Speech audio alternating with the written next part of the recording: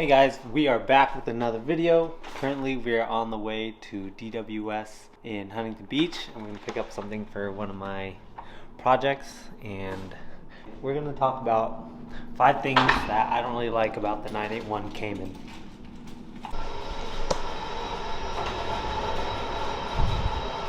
So here's the first thing about it. It's not a 911. This is my neighbor's car, Francis. He just got these DBS wheels on there. It's super sick. It's not so much about the fact that it's not a 911.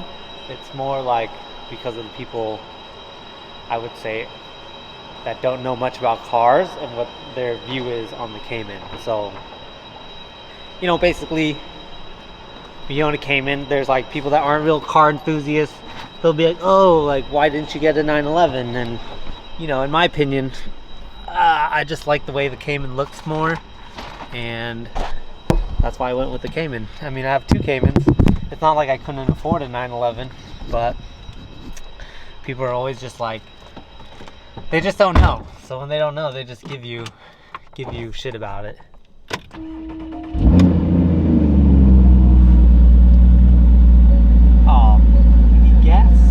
Basically, people are just annoying. So that's just one thing you're gonna have to deal with if you get a Cayman.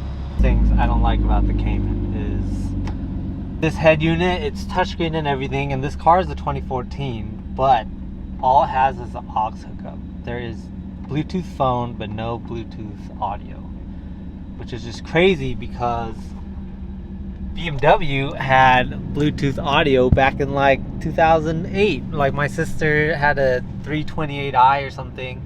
It was like 2008 E90 generation, and it had Bluetooth audio. So like it's 2014. Like why doesn't this Porsche have Bluetooth audio? So then what I have to do is like the aux cable is in here, and I have to buy a dongle, and I have to the dongle hooks up to the aux cable, and your phone automatically connects to it via Bluetooth, and then I can play Bluetooth audio. So it just doesn't make sense. I mean, it's just crazy because the technology has been out for like almost 10 years. Well, maybe like six years ish at least, and Porsche didn't put it in. Like, I don't get it. So you're paying like premium money for a high-end car, and it doesn't have Bluetooth audio. So it's just really annoying because like the Bluetooth dongle thing, you have to, every time I get in the car, I have to open the glove box and I have to switch the Bluetooth thing off and then on again for it to connect, because it just doesn't stay on because it'll like drain your battery. So just one of the things I hate about this car. Super annoying. I do have a head unit I bought that's like touchscreen with like Apple CarPlay and stuff, so I'm gonna be installing that. And yeah, it has like it's like a double din head unit, and it has like all those features, and then I can install a backup camera too, which this car also doesn't come with. Well, I think it's like an option, but mine doesn't have it. So yeah, let's hit the road.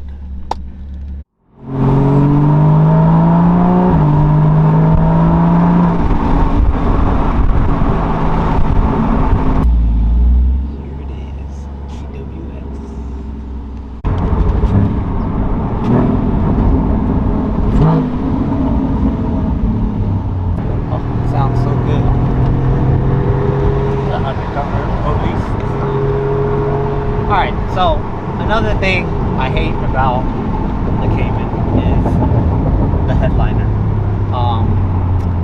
I know it's a problem with the Caymans because it happened in my 987 as well. The glue in the headliner just like starts to fail, and the headliner it just drops. Like, so basically your headliner will just be flapping in the wind. And one day I came out to my car and the whole thing was just, and it was so annoying because I started driving and it's just flopping in the wind. It's just a common problem, and it happens in the Cayman, because how does my 987 have that same issue? What I had to do is, if you see, it's like super ghetto. I had to put these like thumbtacks in here. You see that? It's so annoying. Like, That's so ghetto. I hate it. But I had to do what I had to do because in order to fix it, you have to pull the whole thing out, like re-glue it, relay the fabric down, or you gotta pay someone to do it. And I've heard it costs anywhere from like $800 to like $1,500. So I just haven't wanted to do it yet. I use these little thumbtacks for now. So far, so good. It's working, but do better, Porsche. What the fuck? 2 generations have the same issue. So, all right. Anyways, we gotta get gas, and then I'll go over the next thing I hate about this car. Okay, another big issue is with this shifter. For whatever reason, when you put it over into manual mode, to shift up in gears, you push up. And I know what you guys are thinking. A lot of cars are like that, but this is Porsche, and Porsche is a performance brand, so they should know, like in a sequential, when you upshift, you actually pull back, because like if you're driving fast, you know, G-forces are pulling you back, it's easier to pull back, and when you're stopping, it's easier to push forward.